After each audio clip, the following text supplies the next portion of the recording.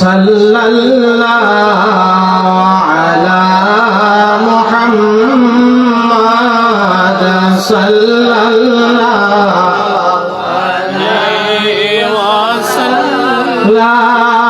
সাল্লাল্লাহু আলা মুহাম্মাদ সাল্লাল্লাহু আলাইহি ওয়াসাল্লাম ইয়া সাহিবাল জামাল ওয়া ইয়া সাইয়্যিদাল বাশার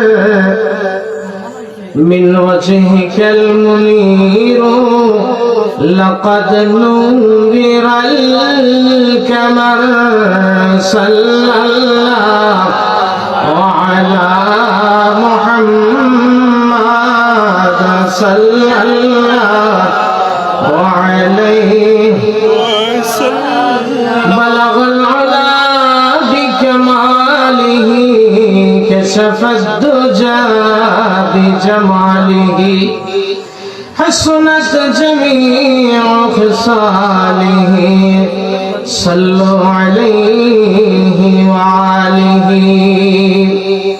اللهم صل وسلم وبارك عليه বেঁচে থাকার জন্য আপনার আয় উপার্জনের দরকার।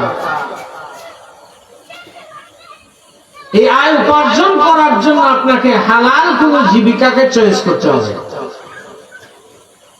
হালাল কোন জীবিকাকে চয়েস করতে হবে। এই জীবিকা অর্জন করার জন্য, জীবিকা উপার্জন করার জন্য কিছু মাধ্যম আছে হালাল আর কিছু মাধ্যম আছে, একটু কথা বলবেন, কিছু আছে হালাল, কিছু আছে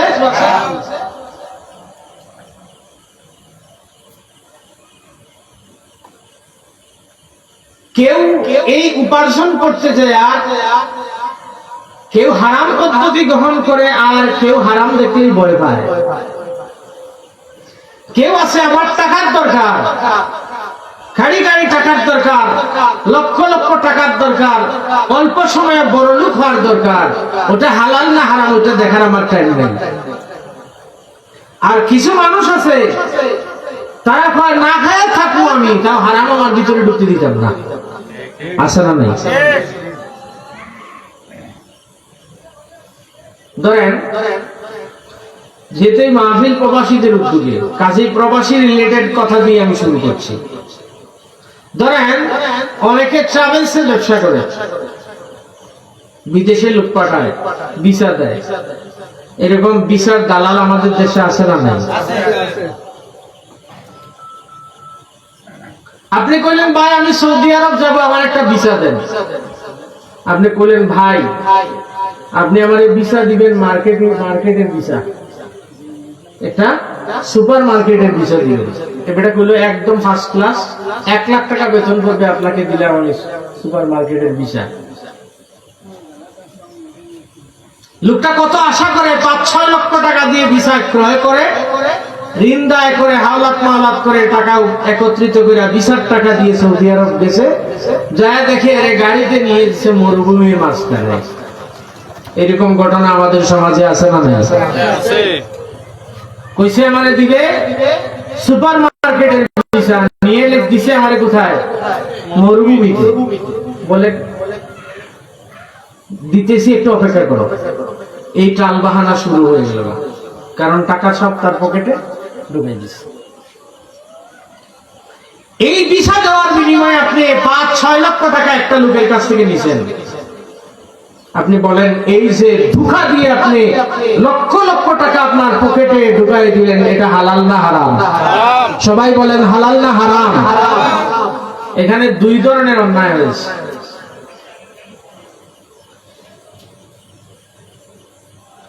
রাসূল আরবি সাল্লাল্লাহু আলাইহি ওয়াসাল্লাম বলেন মান গাশা ফালাইসা মিন্নি।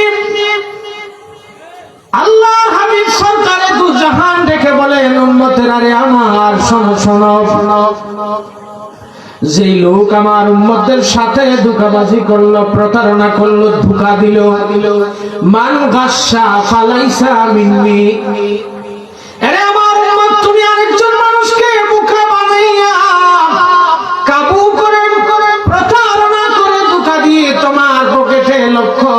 টাকা ঢুকায় ফেললা। ধোঁকা দেওয়ার কারণে আমি নবী তোমার অভিভাবক হয়ে আমি নবী বলছি, যেই লোক আমার কোন উম্মতকে ধোঁকা দেয় এই লোক আমার উম্মতের অন্তর্ভুক্ত না। একবার আওয়াজ করে বলা যাবে কি নাউজুবিল্লাহ। ধোঁকা দিয়ে আপনি টাকা পকেটে ঢুকাই দিলেন, লক্ষ লক্ষ টাকা ঢুকাই দিলেন। আপনি ট্রাভেলস ব্যবসায়ী মানুষ, আপনি ভিসার দালাল, আপনার বাড়ি 5 তলা 6 তলা। কিন্তু এইভাবেই যদি আপনি ধোঁকাবাজি করে টাকা ইনকাম করেন, আপনি সমাজের বহু বড় সম্মানিত মানুষ হতে পারেন। আল্লাহর দরবারে আপনি একজন হারামখোর ছাড়া আর কিছুই না। কথা বলেন ঠিক কিনা? এটা হলো একটা হাই কোয়ালিটির ধোঁকা, একটা হাই কোয়ালিটির ধোঁকা। কারণ হলো বাবার আমাদের দেশের বহু মানুষ লক্ষ লক্ষ টাকা খরচ করে প্রবাসে, বহু বড় আশা নিয়ে প্রবাসে যায়। দালালদের ধোঁকাবাজির কারণে সর্বস্ব হারায় আমাদের অনেক প্রবাসী ভাইরা পথের ফকির হয়ে যায়। কথা বলেন ঠিক না বেঠিক? এটা হলো একটা হাই কোয়ালিটির ধোঁকা। মান গাসসা, রাসূল বলেন মান গাসসা ফালাইসা মিন্নি। এটা হলো হাই কোয়ালিটির ধোঁকা, এটা হাই কোয়ালিটির প্রতারণা। এবার আসেন আর একটু ছোট ধরনের প্রতারণা দেখাই। বাজার করতে আপনি গেছেন দুপাটিলা বাজারে কিংবা পতনসারের বাজারে কিংবা গেছেন শমশেরনগর বাজারে। বাজারে যায় হঠাৎ করে বাড়ি থেকে ফোন দিল, কই গো? বলে আমি আছি শমশেরনগর। বউ ডাক দিয়া কয়, স্বামী আমার খাই মুখি দেয়া, দেখো তো বাজারে 1 কেজি মুখি পাওয়া যায় কিনা। বাড়িতে মাছ আছে, 1 কেজি মুখি আনলে ভালো করে মজা করে তরকারি বানাইতাম। সবজি কাতারে যায় আপনি মুখির দোকানে গেলেন, যায় মুখি দেখতে গেলেন, মহাজন সাহেব এই কচুই মুখি এটা সিদ্ধ হয় কি হয় না? এরকম আমরা মহাজনদেরকে সবজি কারবারিদেরকে জিজ্ঞেস করি কি করি না? সবজি আপনি মুখি কচুইটা বিক্রি করবেন, ব্যবসায়ী দেখে বলে ভাই এটা নিশ্চিন্তায় চোখ মুই জানেন, আমি গতকালকে রান্না করে খাইছি, এটা মোমের মতো নরম হয়ে যাবে। এরকম সবজি কারবারিরা আম করে বলে কি বলে না? কইছে আমার মোমের মতো নরম হয়ে যাবে। আমি কইলাম ঠিক আছে, এরকমই দরকার। 1 কেজি মুখি নিয়ে বাড়িতে নিয়েছি। বউ আমার বড় কষ্ট করে মেহনত করে মুখিটা সিলাইয়া ভালো মতো করে ধুইয়া সিদ্ধ দিছে। দেখে সবগুলা মোম তো দূরের কথা, প্রত্যেকটা মুখি এক একটা যেন পাথরের ছাকা। কথা কোন ঠিক না বেঠিক?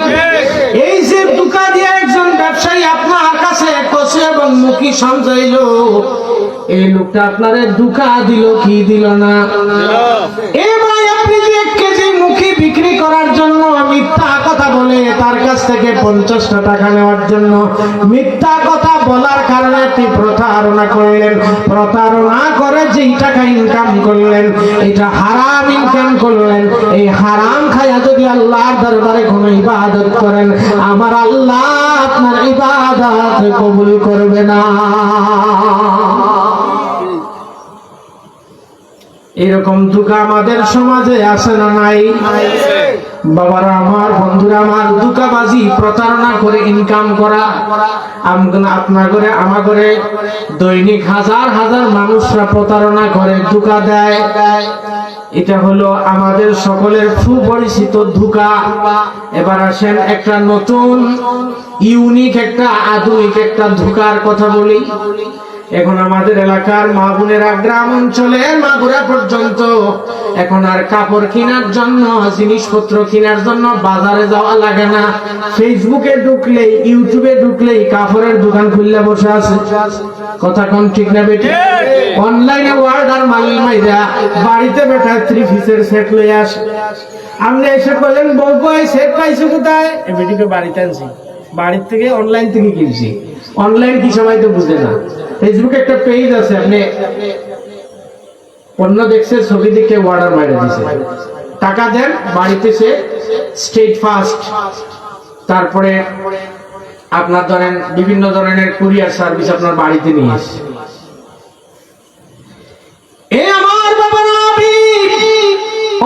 অনলাইন প্রতারণার মাধ্যম, অনলাইনে প্রতারণা করার মতো হাজার হাজার সিস্টেম আছে। এইরকম একটা প্রতারণার কথা আপনাদেরকে আমি বলতেছি, শোনেন। দেখবেন কিছু ওয়েবসাইটে ঢুকলে দেখবেন সুন্দর সুন্দর ফার্নিচার দেখা যায়, বিশাল ফার্নিচার, এত সুন্দর চকচকা ফার্নিচার, মূল্য লেখা আছে 12,000 টাকা। আপনি চিন্তা করলেন এই ফার্নিচার যদি আমি অনলাইনে অর্ডার করি মাত্র পাইতেছি 12,000 টাকায়, এই সেট যদি আমি দুপাটিলা বাজার থেকে কিনি, শমশেরনগর বাজার থেকে কিনি, আমার কিনতে লাগবে 1 লক্ষ টাকা, 1.5 লক্ষ টাকা। 12,000 টাকার জিনিস দেখে আপনি অর্ডার করছেন, কইছে আমার 15% আপনি ডাউন পেমেন্ট দেন, দিয়ে আপনি অর্ডার করছেন, অর্ডারের ডাউন পেমেন্ট দিছেন, টাকাও নাই, আপনার ফার্নিচারও নাই, পেজে আপনার ব্লক দিয়ে দিছে। এইরকম ঘটনা ঘটে কি ঘটে না? এই যে প্রতারণার মাধ্যমে ইনকাম করলেন, এই ইনকাম এটা হালাল হইল নাকি হারাম? এবার বন্ধুরা, কোন মানুষ যদি হারাম ইনকাম করে, আল্লাহ রাসূল সাল্লাল্লাহু আলাইহি ওয়াসাল্লাম এক হাদিস শরীফের মধ্যে বলেন, আমার কোন উম্মত হারাম ইনকাম করে তুমি জীবিকা নির্বাহ করেছো, হারাম খায়া কোটিপতি হয়ে গেছো, হারাম খায়া লক্ষ লক্ষ টাকার মালিক হয়ে গেছো, হারাম এক লুকমা খাবার তুমি যদি খাও, আমার উম্মত এক লুকমা খাবার যদি হারাম কেউ ভক্ষণ করে, নবী বলেন আমার ওই উম্মতের 40 দিন পর্যন্ত কোন ইবাদত কবুল হবে না। একবার আওয়াজ করে বলেন না নাউজুবিল্লাহ। হারাম ইনকাম করলে, হারাম উপার্জন ভক্ষণ করলে ইবাদত কবুল করে না কে? সবাই বলেন কে? এ বন্ধু, আমাদের হয়ে গেছে কি, আমার টাকার দরকার, আমার লক্ষ লক্ষ টাকার দরকার, এটা হালাল না হারাম চিন্তা করার টাইম নাই, সময় নাই, বাবারও সময় নাই। আমার নামাজও পড়তেছি, দান সদকাও করতেছি, মানুষের দান সদকা খয়রাত করতেছি, আমি বড় লোক মানুষ। আল্লাহর ওলি হযরত ইব্রাহিম বিন আদহাম বলখি রাহমাতুল্লাহ আলাইহি, জগৎ বিখ্যাত একজন আল্লাহর ওলি, মক্কাতুল মুকাররমার বাজার থেকে খেজুর কিনবেন, 1 কেজি খেজুর কিনবেন, সফরে বের হবেন, মসজিদ আকসা ভ্রমণ করতে যাবেন। মক্কার বাজারে যেয়ে বললেন, ভাইরে আমার 1 কেজি খেজুর দাও, আমার খেজুর দরকার। ওই লোকটাকে মহাজন 1 কেজি খেজুর মাইপা দিছে। খেজুরটা যখন মাপতেছিল, পাল্লার পর থেকে 2টা খেজুর নিচে পড়ে যায়। আমরা সমাজে এরকম লেনদেন করার সময় পাল্লাতে কিছু জিনিস নিচে পড়ে কি পড়ে না? কতক্ষণ পড়ে কি পড়ে না? খেজুর মাপতেছে, হঠাৎ করে নিচে 2টা খেজুর পড়ে গেছে। ইব্রাহিম বিন আদহাম বলতে চিন্তা করলেন, 2টা খেজুর মনে হয় আমার মাপ থেকেই পড়ছে। 2টা খেজুর হাত দিয়ে উঠাইয়া টাকাটা পরিশোধ করে ইব্রাহিম বিন আদহাম বলকি খেজুর খাইতে খাইতে মসজিদে আকসার দিকে রওনা। জগৎ বিখ্যাত একজন আল্লাহর ওলি দীর্ঘ 2 মাস ভ্রমণ করে ইব্রাহিম বিন আদহাম বলখি রাহমাতুল্লাহ আলাইহি মসজিদে আকসায় পৌঁছাইছেন। মসজিদে হারাম থেকে মসজিদে আকসা দূরত্ব প্রায় 1,500 কিলোমিটার। 1,500 পথ পায়ে হেঁটে ইব্রাহিম বিন আদহাম পৌঁছে গেছেন মসজিদে আকসায়। গভীর রাত ইব্রাহিম বিন আদহাম বলখি রাহমাতুল্লাহ আলাইহি চিন্তা করলেন, আল্লাহর ঘর মসজিদ আকসায় আমি আগমন করেছি, মসজিদে হারামে যদি কেউ 1 রাকাত নামাজ পড়ে, আমার আল্লাহ তার আমলনামায় 1 লক্ষ রাকাত নামাজের সওয়াব লিখে দেয়। কেউ যদি একবার মসজিদে নববীতে রাসূলের মসজিদে 1 রাকাত নামাজ পড়ে, আমার আল্লাহ তার আমলনামায় 50,000 রাকাত নামাজের সওয়াব লিখে দেয়। মসজিদে আকসায় যদি আল্লাহর কোন বান্দা 1 রাকাত নামাজ পড়ে, আমার আল্লাহ রাব্বি কারীম তার আমলনামার মধ্যে 25,000 রাকাত নামাজের সওয়াব দিয়া দেয়। সুবহানাল্লাহ। ইব্রাহিম বিন আদহাম বলকি চিন্তা করলেন, অবসর বসে আছি, নফল নামাজ পড়ি। নফল নামাজ পড়তে দাঁড়াইছেন, এমন সময় ইব্রাহিম বিন আদহাম বলখি রাহমাতুল্লাহ আলাইহি নামাজের মধ্যে থেকে থেকে কারো যেন কানা ঘোষণা শুনতে পাইলেন, কে যেন ডেকে ডেকে বলেন, এই যে দেখছো নাকি এই লোক জগৎ বড়েন আল্লাহর ওলি ইব্রাহিম বিন আদহাম বলখি দীর্ঘ ১৫০০ কিলোমিটার সফর করে 2 মাস পায়ে হেঁটে মসজিদে আকসায় আসছে, কিন্তু আফসোসের বিষয় এই লোকটা আজকে 2টা মাস হয়ে গেছে ইবাদত বন্দেগী করে, আল্লাহর একজন ওলি মানুষ, কিন্তু 2 মাস হয়ে গেছে যত নামাজ পড়ে, যত তাসবিহ পড়ে, কত ইবাদত বন্দেগী করে, তার ইবাদত আর আল্লাহ কবুল করে না।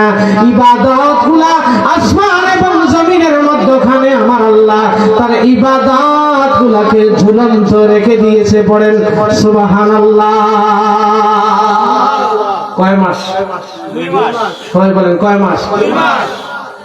ইব্রাহিম বিন আদহাম বলকি চিন্তা করলেন, এই 2 মাসের ভিতরে তো আমি হারাম কিচ্ছু খাই নাই, এই ঘটনা থেকে কি ঘটলো, আমার ইবাদত কবুল হইতেছে না কেন? আবার তিনি 2 মাস পায়ে হেঁটে ১৫০০ কিলোমিটার পার হয়ে মক্কায় সেই খেজুর ব্যবসায়ী খুঁজতে লাগলেন। খেজুর ব্যবসায়ী দোকানের কাছে যায় দেখে আগের খেজুর ব্যবসায়ী এখন আর খেজুরের দোকানে নাই। দেখে একটু যুবক ছিলেন বসা, ইব্রাহিম বিন আদহাম বলখি জিজ্ঞেস করলেন, বাইরে এই দোকানে তো একজন মুরব্বী মানুষ ছিলেন, এ গেল কই?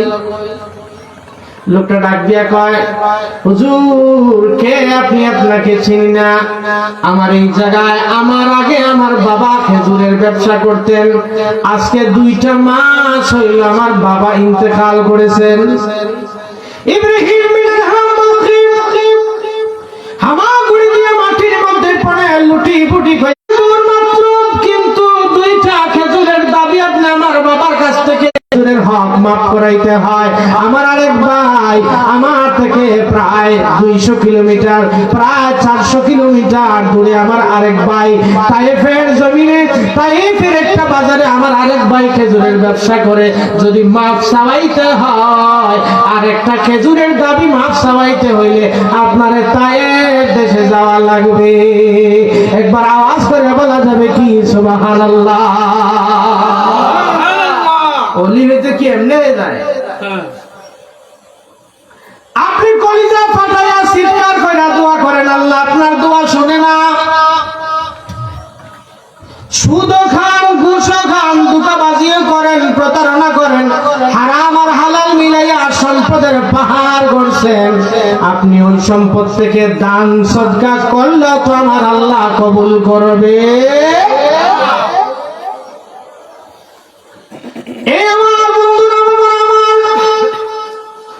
রাসূলের সাহাবী হযরত আবু বকর সিদ্দিক রাদিয়াল্লাহু তাআলা আনহু, কোন আবু বকর সিদ্দিক আমার নবী ওয়াজ করতেছেন, এরে আমার উম্মতেরা শোনো, জান্নাতের শতাধিক গেট হবে, আমার এক এক দল উম্মতেরা এক একটা ইবাদতের জন্য এক একটা জান্নাতি গেট দিয়া ঢুকবে। কেউ ঢুকবে বাবুর সালাত দিয়া, কেউ ঢুকবে বাবুর সিয়াম দিয়া, কেউ ঢুকবে বাবুল হজ দিয়া। আবু বকর সিদ্দিক ডেকে বলেন, ইয়া রাসূলুল্লাহ, এক একটা স্পেশাল আমলের জন্য আপনার এক একটা উম্মত এক একটা জান্নাতি গেট দিয়া ঢুকবে। ইয়া রাসূলুল্লাহ, এইরকম এত আমলগার, এত ফরহেজগার, তাহলে আমার নবী বলেন, ও আমার সাহাবী, তাহলে এক এক স্পেশাল আমলের জন্য এক একজনকে এক এক গেট ডাকবে। আবু বকর ডেকে বলেন, ইয়া রাসূলুল্লাহ নবী গো, এমন কোন মানুষ কি পৃথিবীর জমিনে হবে যাকে সব আমলের স্পেশাল গুণ তার মধ্যে থাকার কারণে জান্নাতের সকল গেট কোন মানুষকে ডাকবে? এরকম কোন মানুষ আছে নাকি? সুবহানাল্লাহ। সব গেট একসাথে ডাকবে এরকম কোন মানুষ আছে নাকি? আমার নবী ডেকে বলেন, আবু বকর, আরে আবু বকর, তুমি আবু বকর সাধারণ আবু বকর না, আমি নবী আশা রাখছি আবু বকর হাসরের মাঠে আমার প্রধান খলিফা তুমি আবু বকরকে জান্নাতের সবগুলো গেট একসাথে তুমি আবু বকরকে জান্নাতে ঢোকার জন্য ডাকতে থাকবে। তাকবীর, আল্লাহু আকবার, আলাইহি সালাত, ইয়া রাসূলুল্লাহ, আলাইহিস সুন্নাত ওয়াল জামাত।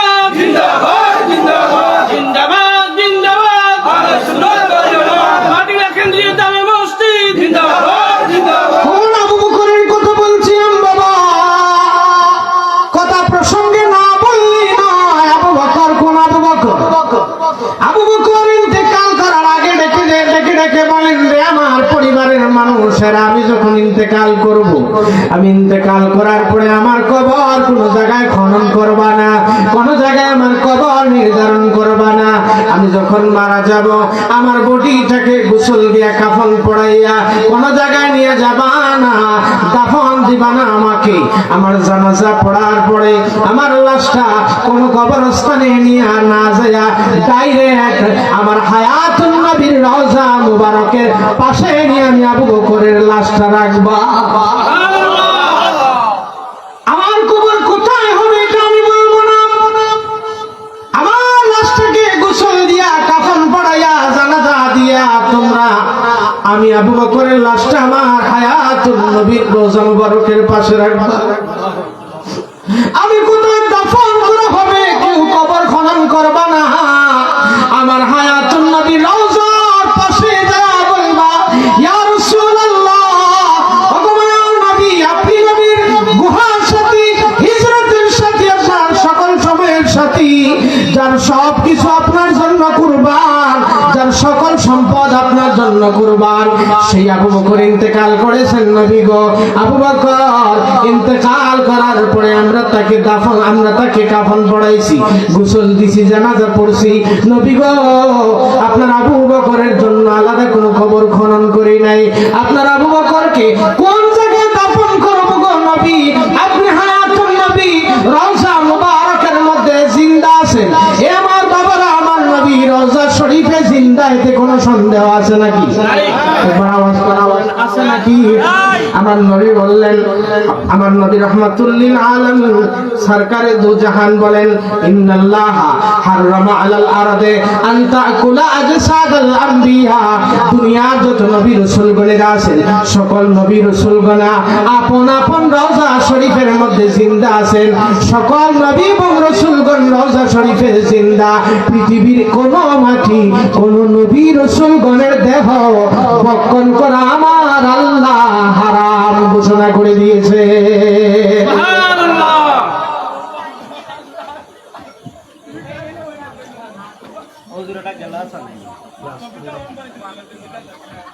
নবীজির রওজা মুবারকের পাশে আবু বকরের দেহ মুবারক নিয়ে যাওয়া হলো। সাহাবায়ে কেরামগণরা দেখেন নবীজির রওজা মুবারকের গেট লাগানো। সাহাবীরা কেঁদে কেঁদে বলে, ইয়া রাসূলুল্লাহ, নবী গো, আপনারা গোলাম আবু বকর আপনার সামনে। সাহাবায়ে কেরামগণরা কেঁদে কেঁদে নবীর রওজা শরীফের মধ্যে আহ্বান করতেছেন। সকল সাহাবায়ে কেরামগণেরা শুনতে পাইলেন আল্লাহর হাবিব হায়াতুন নবীর রওজা মুবারক থেকে পরিষ্কার আরবি ভাষায় আওয়াজ আসতেছে, উদখুলুল হাবিবা ইলাল হাবিব। এ আমার সাহাবীরা, আমার আবু বকর আমার হিজরতের সাথী, আমার আবু বকর আমার গুহার সাথী, আমার আবু বকর আমার সকল সময়ের সাথী হলো আমার আবু বকর। আমার আবু বকরকে তোমরা অন্য কোনো জায়গায় দাফন দিও না। আমার আবু বকর আমার বন্ধু, আমি নবীর বন্ধুকে আমি নবীর পাশে শুয়াইয়া দাও। তাকবীর, আল্লাহু আকবার, নারে রিসালাত, ইয়া রাসূলুল্লাহ, রাসূলুল্লাহ ওয়াল জামাত, জিন্দাবাদ জিন্দাবাদ, বাতিলা কেন্দ্রীয় জামে মসজিদ, জিন্দাবাদ জিন্দাবাদ। আচ্ছা, কোন এই লোকদের আদর্শ আমাদের জীবনে থাকার দরকার আছে না নাই? সেই আবু বকরের আদর্শ আমাদের মধ্যে থাকার দরকার আছে না নাই? আবু বকর সিদ্দিকের একজন গোলাম, আবু বকর সিদ্দিকের একজন গোলাম। কিছু খাবার দিছি মুনিব, আপনারে একটু খাবার দিলাম, আপনি খান। আবু বকর সিদ্দিককে খাবার দিছে, তিনি খেয়ে ফেলছেন। খাওয়ার পরে গোলাম জিজ্ঞেস করে, হুজুর, আপনি যে আমি যে আপনার এই খাবারটা খাওয়াইলাম, আপনি কি জানেন এটা কি? বলে, কিসের ইনকাম? বলে, হুজুর, আমি জাহেলি জামানায় এক লোকের সাথে প্রতারণা করছিলাম। জাহেলি জামানায় এক লোকের সাথে প্রতারণা করছিলাম। এই লোকে এই টাকা এখন আমারে দিছে, এটা হলো প্রতারণার টাকা। সিদ্দিক আকবর তার আঙ্গুল দুইটা মুখের ভিতরে ঢুকাইয়া খাবারটা বমি করে মুহূর্তের ভিতরে বাইর করে ফেলছেন। আমি দোয়া করতেছি, কলিজা ফাটাইয়া চিৎকার করে দোয়া করতেছি, হুজুরের দিয়ে দোয়া করাইতেছি, তাসবিহ পড়ায় দোয়া করাইতেছি, খতম পড়ায় দোয়া করাইতেছি, সাবিনা খতম পড়ায় দোয়া করাইছি, 30 পারা কোরআন খতম পড়ায় দোয়া করছি, কিন্তু ডাক আমাদের কবুল হয় না। হবে কিভাবে? আপনি দেখেন আপনার উপার্জনে হারাম ঢুকে আছে। আপনি যেই কাপড় পরিধান করছেন এটাতেও হারাম ঢুকে আছে। আপনি যে খাবারের লুকমা খাইতেছেন এটাতেও হারাম ঢুকে আছে। তো ইবাদত কবুল হবে কিভাবে? নবী বলেন কিয়ামতের আগে আমার উম্মতের মধ্যে এরকম মানুষ হবে, সে মুসাফির হবে, যাদের দোয়া আল্লাহ ডাইরেক্ট কবুল করেন, মুসাফিরদের দোয়া আল্লাহ তাআলা ডাইরেক্ট কবুল করেন। সেই মুসাফিররা পর্যন্ত কলিজা ফাটায়া দোয়া করবে। রাসূল বলেন সে এত কান্নাকাটি করে, এত কাকতি মিনতি করে দোয়া করবে, কিন্তু সে যে কাপড় পরিধান করবে এটা হবে হারাম টাকার কিনা। নাউজুবিল্লাহ বলেন। দোয়া কেমনে কবুল হবে ভাইরা আমার? আপনি আমি চিৎকার করে দোয়া করতেছি, হাজারি করতেছি, কোন দোয়াই কবুল হচ্ছে না। ইমাম আবু হানিফা সিরাজুল উম্মাহ যাকে বলা হয়, কুফার বাজারে ছাগল চুরি করার পরে চুরি করা ছাগল বিক্রি করা হয়েছে। চুরি করা ছাগল বিক্রি করা হয়েছে। ইমাম আজম আবু হানিফাকে কেউ খবর পাঠাইছে, হুজুর কুফার বাজারে চুরি করা ছাগল বিক্রি হয়েছে। ইমাম আজম সিরাজুল উম্মাহ হযরত ইমাম আজম আবু হানিফা এক খসাইরে ডেকে বলেন, খসাই রে, ও খসাই, একটা ছাগল দুনিয়ায় বাঁচে কয় বছর? খসাই ডেকে বলে, হুজুর একটা ছাগল এই দুনিয়ায় 10 থেকে 12 বছর বেঁচে থাকে। ইমাম আজম আবু হানিফা হারাম থেকে বেঁচে থাকার জন্য একটানা 12 বছর পর্যন্ত ইমাম আজম বকরির মাংস ভক্ষণ করেন নাই। এটার নাম হলো ফরেজগারি। এটার নাম হলো কি? প্রতারণা দিয়ে ইনকাম করছেন হারাম, ধোঁকা দিয়ে ইনকাম করতেছেন, ইনকাম হইল হারাম। এ বাবা বন্ধুরা আমার, এরপরে হারাম হইল সুদ খাইয়া সম্পদ বানাইছেন। সুদের ইনকাম করা এই উপার্জন হালাল না হারাম? একবার আওয়াজ করে বলেন, হালাল না হারাম? এ বন্ধু বলবো কি এই সুদ করে হারাম কর।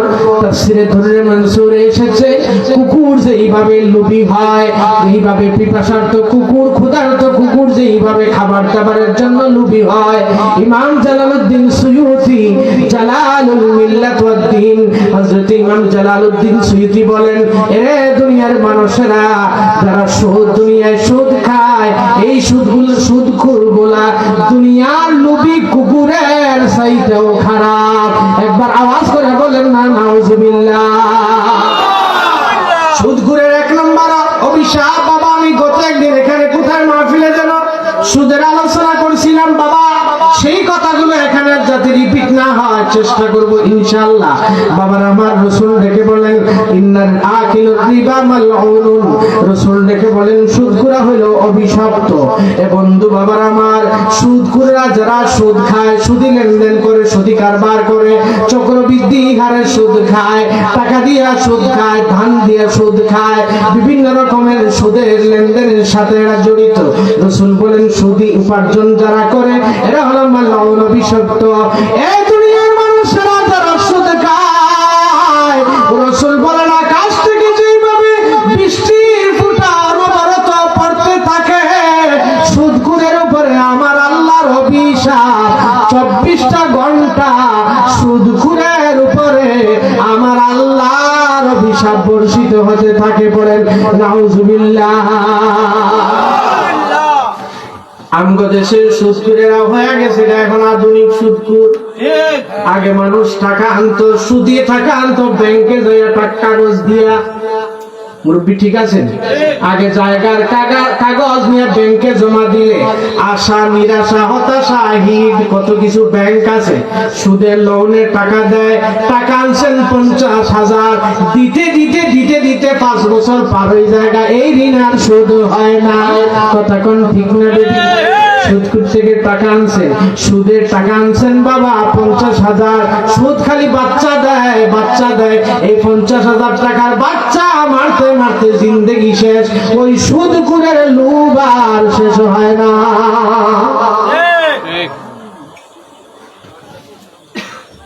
আগের যুগে মানুষ শুনতাম ব্যাংক থেকে সুদের টাকা আনে, লোনে টাকা আনে, 30% সুদ 20% সুদ দিয়া। আর আমাদের দেশে এখন আধুনিক সুদখোর বাইরে গেছে গা, তারাও এখন ব্যাংকের মতো সুদ দেয়। সুদ দিব, জিম্মাদারি লাগবে, কোনো মাধ্যম লাগবে না, কোনো সাক্ষী লাগবে না, প্রমাণ লাগবে না। দেন আমারে ব্ল্যাঙ্ক চেক, ঠিক না বেটি? ব্ল্যাঙ্ক চেক দেন, আপনার জায়গার দলিল আমার কাছে দেন, জায়গার দলিল দিলে একটু সুদের টাকা দেয়। এ বন্ধু, সুদে টাকাই না ছেলে বিদেশ পাঠাইছে, এবারে 5 লাখ টাকা সুদ করে আনছে, 3 লাখ টাকা সুদ করে আনছে, সুদে না বিদেশ গেছে। সুদের বাচ্চা মারতে মারতে 10 বছর হয় বিদেশ থাকে, যা রুজি করছে সব সুদ খুঁজে দিয়ে দিছে। তাও এই 5 লাখ টাকার ঋণ আর মরে না। এইরকম কুকুরের মতো লুভি সুদখোর আমাদের সমাজে আছে কিনা নাই? এ বন্ধুরা আমার, বাবার আমার, রাসূল দেখে বললেন ইন্না আকিলুর রিবা মুতাশাব্বিহাতুন বিল ইয়াহুদ। মনে রাখবেন, এই পৃথিবীর জমিনে যত অপকর্ম হইছে সব অপকর্মের হোতা হইল ইহুদিরা। কথা কোন ঠিক না বেটি? দুনিয়ার যত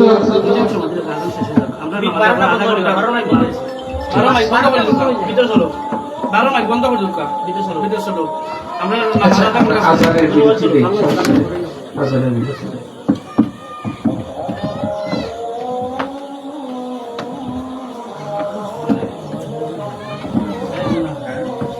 নামাজ কি এখানে হবে? আচ্ছা, ঠিক আছে, আমরা উজু করে সবাই মসজিদে চলে যাবো। বসেন আপনারা, কষ্ট হবে না তো?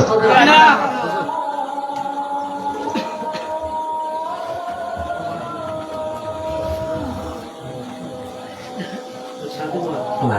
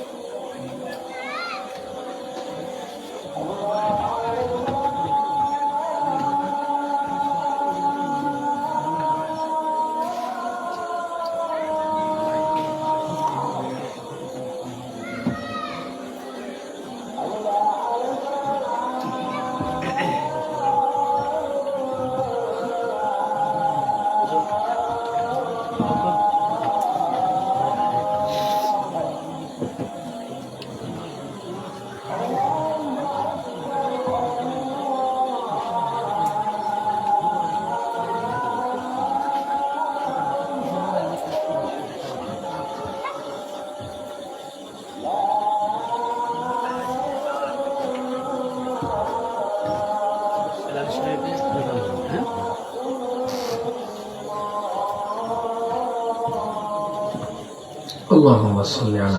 গোটা দেশে তেল নিয়ে যে কেলেঙ্কারি চলতেছে, হাহাকার চলতেছে, এটার পিছনে এই আমেরিকার জানার সন্তান ইহুদিরা দায়ী। বলছিলাম বাবারা আমার, এই পৃথিবীর জমিনে সুদের ব্যবসা চালু করেছে সর্বপ্রথম ইহুদিরা। সুদের ব্যবসা চালু করছে কারা? রাসূল দেখে বলেন, এই পৃথিবীর জমিনে যারা সুদ খাবে, সুদি লেনদেনের সাথে সম্পৃক্ত থাকবে, ইন্না আকিলুর রিবা মুতাশাব্বিহাতুন বিল ইয়াহুদ। রাসূল বলেন, যে জাতি যাদের অন্তর তাদের অনুসরণ করবে, মান তাশাব্বাহু বিকাউমিন ফাহুয়া মিনহুম। রাসূল বলেন, রাসূল বলেন যে জাতির অনুসরণ করে সে তাদের অন্তর্ভুক্ত হবে। ইহুদিরা সুদ চালু করেছে, আজকাল যারা সুদি কারবারের সাথে সম্পৃক্ত থাকবে, কিয়ামতের মাঠে আমার আল্লাহ তাদের ইহুদিদের সাথে আল্লাহ তাদের হাসর করে দিবেন। পড়েন নাউজুবিল্লাহ।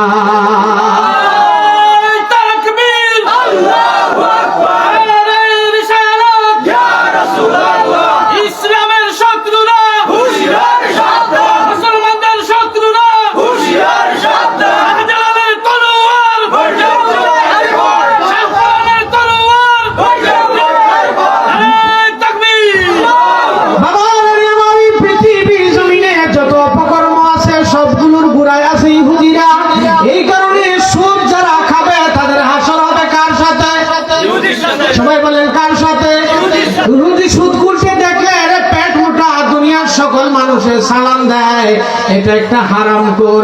এই হারামখোরের ইজ্জত আমার আল্লাহর দরবারে, এই হারামখোরের ইজ্জত আল্লাহর দরবারে। দুনিয়ার সব মানুষরা তারে সালাম দেয়, দুনিয়ার সব মানুষরা তারে কমিটির সভাপতি বানায়, দুনিয়ার সব মানুষরা তাকে বিচারের জন্য ডাকে। রাসূল বলেন উম্মত না, এই সুদখোর কখনো সম্মানিত হতে পারে না। এ আমার আল্লাহর দরবারে অভিশপ্ত, তার উপরে অনবরত অভিশাপ পড়তেই আছে। এই সুদখোরের সম্মান, হারামখোরের সম্মান আমার আল্লাহ এবং তার রাসূলের দরবারে নাই। এই সুদখোররা এখন বর্তমান সমাজের সবচেয়ে বড় বিচারী। সুদখোর যেটা বলে ওইটাই হয়। বিচারে বলে সুদখোরের কথা সবাই আঙ্গুলের দিকে তাকায়। সুদখোর কি কথা বলে? এ বন্ধু, একজন হারামখোর, যার পুরাটা বডি হারামে ভরপুর, যার রক্ত হারাম, যার গোশত হারাম, যার গায়ে কাপড় পরা হারাম, এই লোক হারামখোর ব্যক্তির মাধ্যমে কোনদিন সমাজে কি ন্যায় বিচার হইতে পারে? যেই লোকে হারাম খায়, যেই লোকে অন্যায় ভাবে, অমানবিক ভাবে আরেকজন মানুষের টাকা নিজের পকেটে ঢোকায়, এই লোকের দ্বারা কোনদিন সমাজে ন্যায় বিচার প্রতিষ্ঠিত হতে পারে না। বন্ধুরা আমার, এই গেল সুদের চ্যাপ্টার। এবার আসেন আরেক চ্যাপ্টার। আঙ্গ সমাজে সালিশ বিচার হয়। সালিশ বিচার বসছে, দুই ভাইয়ের মাইল লাগছে, বিচারীর কাছে গেছে, পকেটে রাত্রে যাইয়া দিয়ে দিছে 1000। আসেনি কারবার? 1000 দিছে। ওই ভাই আরেক ভাইও দৌড়াইয়া গেছে, দয়া কয় চাচা, দুইবারে মারামারি করছে, আপনি ছাড়া তো আমার কেউ নাই। 1000 টাকা পকেটে দিয়ে দিছে। এখন বিচারে আইসা বলছে, সবাই কথা কয়, হে আর কথা কয় না। এরকম আছে না নাই? সব কিলাকিলি চলতেছে, বিচারে তর্ক বিতর্ক, পয়েন্ট টানাটানি। এ খায়া বইছে আর কথা কয় না, নেড়া বইয়া বইসে আছে। সব শেষে যখন সবকিছু শেষ হয়ে যাইতেছে, তখন শেষে এসে কয়, এরা দুইজনই আমার ভাতিজা। আছে না নাই? চিল্লাই কয় দুইজনই ভাতিজা, কারণ দুইজনের পকেটেই তার দুইজনের টাকাই তার পকেটে আছে। এই ভাতিজা মাগনাই কয় নাই, মূলত সে কইছে চাই দুইজনের তো আমার টাকা দিছে, দুইজনই আমার ভাতিজা। এইরকম ঘুষখোর চাচা আমাদের সমাজে আছে না নাই? এই বন্ধুরা আমার, এই ঘুষখোরেরা মনে রাখবেন বাবা, ঘুষ দেওয়াও হারাম, ঘুষ নেওয়াও হারাম। রাসূল বলেন আর রাশি ওয়াল মুরতাশি কিলাহুমা ফিন্নার। বাবা, শুধু বিচারে ঘুষ নাই, পুলিশেও ঘুষ খায় কি খায় না? আঙ্গ সমাজে ঘুষের প্রচলন এমন ভাবে বেড়ে গেছে, ইউনিয়নে ঘুষ, থানায় ঘুষ, অফিসে ঘুষ। এ বাবা, থানায় ঘুষ, পুলিশে ঘুষ খায়। আমার এক লোকে কয়, হুজুর এত ঘুষ আঙ্গ দেশের ঠিক বলেও ঘুষ খায়। আমি বললাম, চাচা কি বলে আবার কেমনে ঘুষ খায়? কয় হুজুর কি বলে সাপ দেই, পানি উঠে না, তো আমি আবার এক বদনা পানি উপর দিয়ে দিলে তারপরে পানি দেয়। কি বলে ঘুষ খাইলো না? হুজুর কি বললে ঘুষ দেয়? কইলাম ডাইরেক্ট ঘুষ বলে না, কারণ টিউবওয়েলের ওয়াসার গেছে গা, পাপ ধরে না, বাতাস ধরে না, এই কারণে পানি উঠে না। কয় না, এতেও ঘুষ খাইছে। এ বন্ধু, আমাদের সমাজে ঘুষ এমন ভাবে রমজান ঢুকে গেছে। সাইকেল ধরছে পুলিশে, কাগজ নাই, 50 টাকা পকেটে ঢুকাই দিয়ে সাইকেল ছাইড়া দেয়। আছে না নাই? হালাল না হারাম? হে বন্ধু বাবারা আমার মাথায় হেলমেট নাই, ধরে আমার মামলা দিয়ে দিছে, আমি টাকা দেই নাই। কিন্তু আরেক লোকের ধরছে, হেলমেট নাই, শু নাই, এর হেলমেট নাই, শু নাই, কাগজ নাই, পকেটে বাস করে 100 টাকা ঢুকাই দিছে। স্যার কইছে যা। আছে না নাই? হালাল না হারাম? সবাই বলেন হালাল না হারাম? হে বন্ধুরা আমার, বাবারা আমার, এই সুদখোরেরা শুধুমাত্র বিচারে না, সব জায়গায় আমাদের দেশে ঘুষ ঢুকে গেছে। বন্ধু, ঘুষ এমন ভাবে ঢুকছে রে, ব্যবসা বাণিজ্যের মধ্যেও ঘুষ। এ বাবা, ব্যবসা বাণিজ্যে ঘুষ, অফিসে ঘুষ, বাড়িঘরের মধ্যেও ঘুষ আছে। আমি আসছে সার্ভেয়ার আসছে, মেয়ে ফুটাবে, নাম উঠাবে, টাকা খাইয়া একজনের জায়গা আরেকজনের নামে উঠাই দেয়। আছে না নাই? আমি গল্প শুনেছি, আমিন আসছে, আমিন অমুক বড় লোকের বাড়িতে ছিল, এই বড় লোকে খাওয়াইয়া দাওয়াইয়া সব করাইয়া পুরা গ্রামের জায়গা তার নামে ঢুকাই দিচ্ছে। এইরকম চাচা আমাদের দেশে আছে না নাই? হে বাবা, ঘুষের মাধ্যমে যে উপার্জন করবেন, এটা হালাল না হারাম? একটু আওয়াজ করে বলেন, হালাল না হারাম?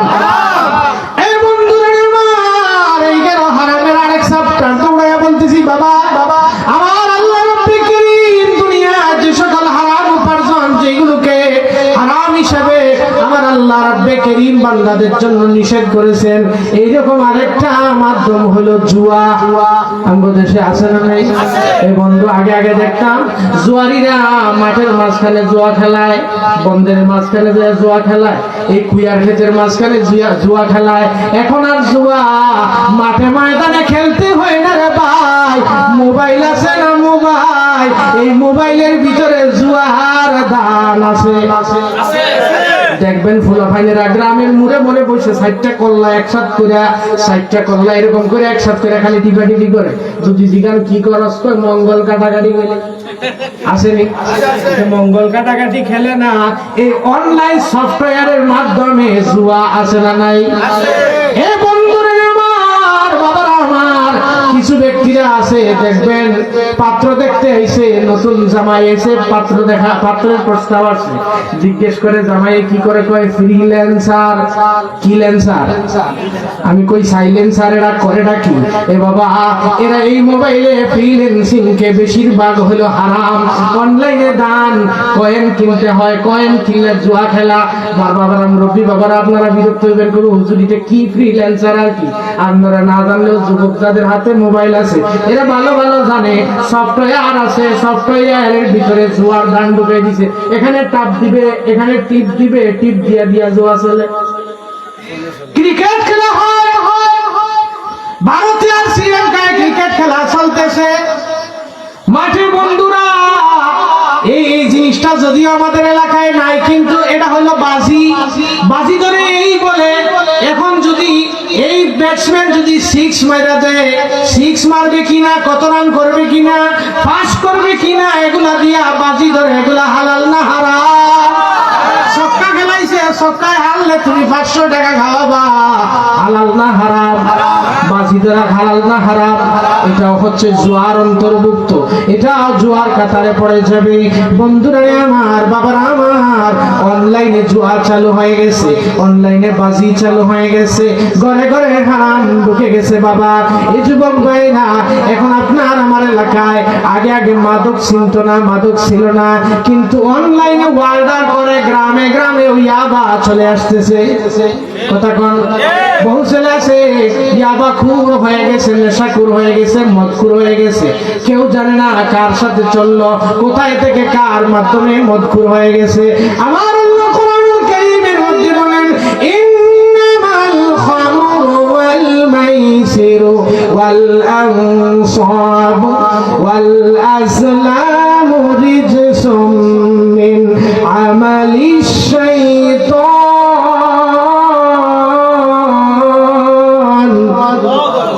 আল্লাহ কয়, এ আমার বান্দারা, ইন্নামাল খামরু, নিশ্চয় মদ, ইন্নামাল খামরু ওয়াল মাইসিরু, এবং জুয়া, ওয়াল আনসাবু, এবং হলো মূর্তি পূজা করা, মূর্তির পূজা করা, ওয়াল আজলামু, ভাগ্য গণনা করা, এই সবগুলা হলো রিজসুম মিন আমালিশ শাইতান।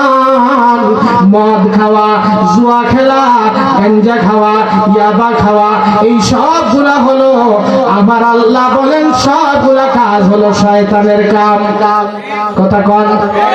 এই শয়তানের কাম করে। বাবারা, ইয়াবার ব্যবসা আছে, তো সব ব্যবসার কথা বলে ইয়াবা ব্যবসাও আছে। এই ইয়াবা একটা এত কোনো একটা ট্যাবলেট, একটা ট্যাবলেটের দাম 400 টাকা, 300 থেকে 400 টাকা, মুঠির ভিতরে হাজার হাজার টাকার মাল ভিতরে ঢুকে কারবার করতেছে। গরিব বড় লোকের ফুলাফাইনদেরকে ধরে ধরে ইয়াবা খায়া এদেরকে আসক্ত করে। বিকেন আমগো এলাকায় বিড়ির কারবারি আছে না, এই বিড়ি এখন আসে কিনা জানা, আকিস বিড়ি আছে, আকিস বিড়ি আগে চলতো না কাকা, আকিস বিড়ি। তা আমি ছোটবেলা দেখতাম আকিস বিড়ি ওই কোম্পানির লোকে ডাইতো, আকিস বিড়ি তো কেউ খায় না, তো দোকানে এরকম লাইন ধরে মুরব্বীরা বসছে, এর একটা দে, এর একটা দে, এর একটা দে, খান খান কাকা, ফ্রি দেয়। কিনলে খাইয়া ভালো লাগলে আবার দোকান থেকে কিনে নেওয়ার জন্য, খাইয়া ভালো লাগলে আমার দোকান থেকে কিনে নেওয়ার জন্য 15-20টা সময় দিয়ে দিছে। তো আমি একদিন জিজ্ঞেলাম একজনকে, আপনি যে এই সিগারেট গুলো দিলেন, এগুলোর টাকা আছে না, এগুলোর টাকা কে দিবে? কয়টা কোম্পানি দিয়ে দিছে আমারে। তো পরে আমি ভাবলাম যে কোম্পানি এর দিছে সিগারেট খাওয়ায়া, সিগারেটে আসক্ত বানানোর জন্য, এই লোকের কাছে ভালো লাগলে পরে আনবে। ঠিক এইভাবে বাবা এটা খুব ভয়াবহ আকার ধারণ করতেছে। এলাকার প্রভাবশালী ভালো ভালো ফ্যামিলির ছেলে যারা আর্থিক অবস্থা ভালো, এইরকম যুবক ছেলেদেরকে টার্গেট করে করে কিছু ইয়াবাকার বাড়িরা এদেরকে প্রথমে ফিরি ফিরি ইয়াবা খাওয়ায়, ফিরি ফিরি ইয়াবা খাওয়ায়া এরপরে কতদিন পরে দেখবেন আপনার ছেলে এটা আর ঘুমায় না, আপনার ছেলে এটা আর এরা দেখা যায় খালি ঘুমাইতেছে, সুখ এটা একদম শোল মাছের মতো লাল বানায় খালি ঘুরে কিনলে ইয়াবা হয়ে গেছে, মায়ের সেই নিয়ে বিক্রি করে দিয়েছে, বাবার মানি ব্যাগের টাকা মেরে দিয়েছে। এরকম হয় কি হয় না? সাবধান থাকবেন যারা যুবক ভাইরা আছো, অপরিচিত কোনো মানুষের সাথে বন্ধুত্ব করবা না। এখানে সিন্ডিকেট আছে তুমি জানো না, বড় বড় ইয়াবা খুঁড়েরা তোমার সাথে বন্ধুত্ব পাতায়, হঠাৎ একদিন বুঝতো এটা নতুন জিনিস ট্রাই করে দেয়, দিয়ে দিব একটা ইয়াবা খাইলে মনে রাখবেন পৃথিবীর যত মাদক আছে সব খাইতে ভালো লাগে। পৃথিবীর সব মাদক কি খাইতে ভালো লাগে, মদ খাইলেও পরে কিন্তু একটা ফিলিং আইব, এই সেই ভালো ফিলিং। গাঁজা খাইলেও মনে হইব যে এখন আর দুঃখ কষ্ট কিচ্ছু নাই, ইয়াবা খাইলেও মনে হইব ফিলিংটা ভালো আসবে, কিন্তু এটা শেষ প্রতিক্রিয়া নতিজা হচ্ছে এই মানুষটা যেই লোক নেশাখোর হবে তার দুনিয়া এবং আখিরাত উভয় কুল আল্লাহর কাছে বরবাদ হয়ে যাবে। এই কারণে যুবক ভাই যারা আছো তোমাদেরকে রিকোয়েস্ট করব, তোমরা অপরিচিত কোন মানুষের সাথে বন্ধুত্ব, যেই লোকে সিগারেট খায় এর সাথে বন্ধুত্ব, যেই লোকে ইয়াবা খায় সে আমার বন্ধু হতে পারে না, পারে না, পারে না। যেই বন্ধু সিগারেট খায় তার সাথে বন্ধুত্ব নাই, যেই বন্ধু মদ খায় তার সাথে বন্ধুত্ব নাই। সমাজে যেই লোক ঘুষ খায় সে আমার বন্ধু হতে পারে না, যেই লোকে মদ খায় সে আমার বন্ধু হতে পারে না। এই সমাজের সকল মানুষ সুদখোরকে ভালো মানুষ বললেও আমরা সামাজিকভাবে কোন সুদখোরকে ভালো মানুষ বলতে পারি না, কোন ঘুষখোরকে ভালো মানুষ বলতে পারি না, কোন হারামখোরকে ভালো মানুষ বলতে পারি না। আমাদের সমাজের নেতৃত্বে কোন ঘুষখোর আসতে পারবে না, আমরা কোন ঘুষখোরের নেতৃত্ব মেনে নিতে প্রস্তুত না। আমাদের মসজিদের কমিটিতে কোন ঘুষখোর সুদখোর হবে, কোন ঘুষখোর সুদখোর সভাপতি হবে, কমিটিতে থাকবে আমরা মানব না। কি রাগ করছেন? রাগ করছেন? আমার মানুষ গরিব হোক, আমার সভাপতির টাকা কম হোক, ইমানদার আমলদার পরহেজগার মানুষ তিনিই হবেন আমার মসজিদের সভাপতি। আমি কোটিপতি সুদখোরের চাইতে ভিক্ষুক একজনকে মসজিদ দেবো, তার আমার মসজিদের সভাপতি কোন সুদখোরকে দেব না, দেব না, দেব না। হোক আমার সভাপতি ভিক্ষুক, কিন্তু সে যদি ভালো মানুষ হয়, পরহেজগার হয়, সেই আমার সমাজের সেরা মানুষ, ভালো মানুষ, ভালো মানুষ। সুদখোরের কথা বললে খারাপ লাগে, ইমাম সাহেব সুদখোরের বিরুদ্ধে ওয়াজ করলে ইমাম সাহেবের চাকরি চলে যায়। এ বন্ধু, ইমাম সাহেবকে মুখ ফুলে আওয়াজ দিয়ে কথা বলতে বলবেন। এই মিম্বরে যদি কোনো ইমামকে সুদখোরের বিরুদ্ধে কথা বলতে আপনি বাধা দেন, কিয়ামতের ময়দানে রাসূল আরবীর শাফাআত আপনি পাবেন না। এই মিম্বর রাসূলের মিম্বর, এখান থেকে সত্য কথা, হক কথা, সঠিক কথা এটা বলা ইমামের নৈতিক দায়িত্ব।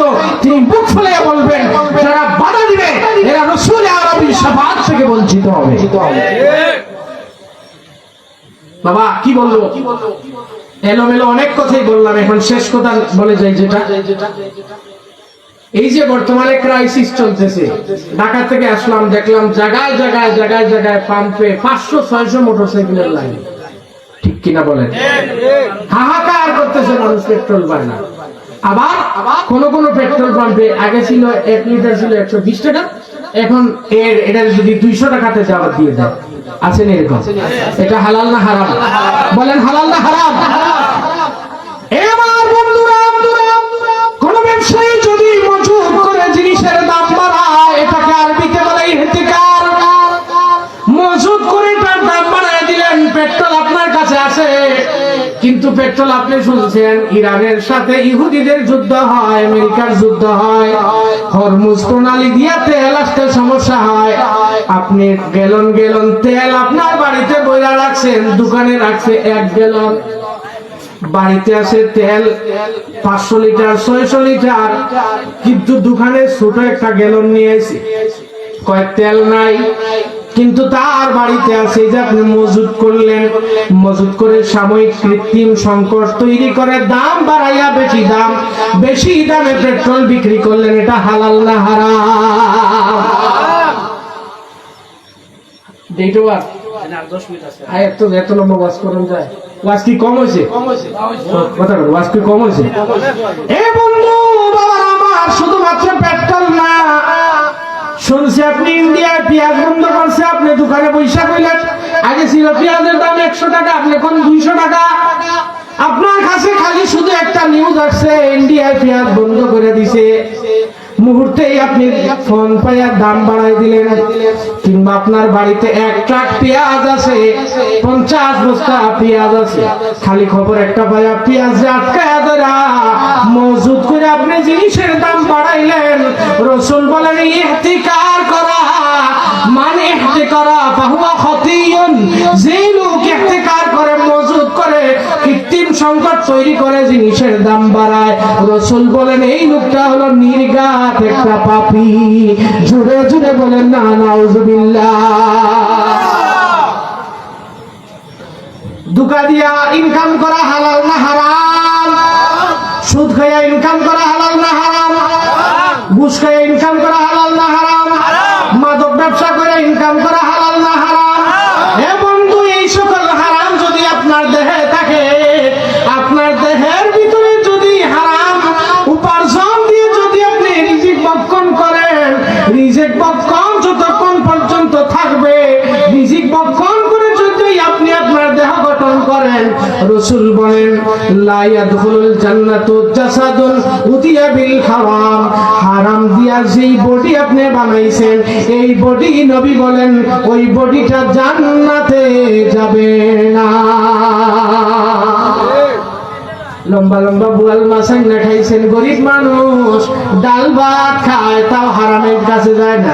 আপনি সুদ খাইছেন, ঘুষ খাইছেন, মাদক ব্যবসা করছেন, বাজারের বড় মাছটা আপনার বাড়িতে আসছে, বাজারের বড় মাছ আপনার বাড়িতে আসছে, গরু জবাই হইলে খোসায় অগ্রিম আপনার বাড়িতে মাংস পাঠাই দিছে, কইছেন না তাও মাংস পাঠাই দিছে, তেল তেলা খাবার খাইয়া মোটা হয়েছে, সারের মতো বলদের মতো মোটা হয়েছে।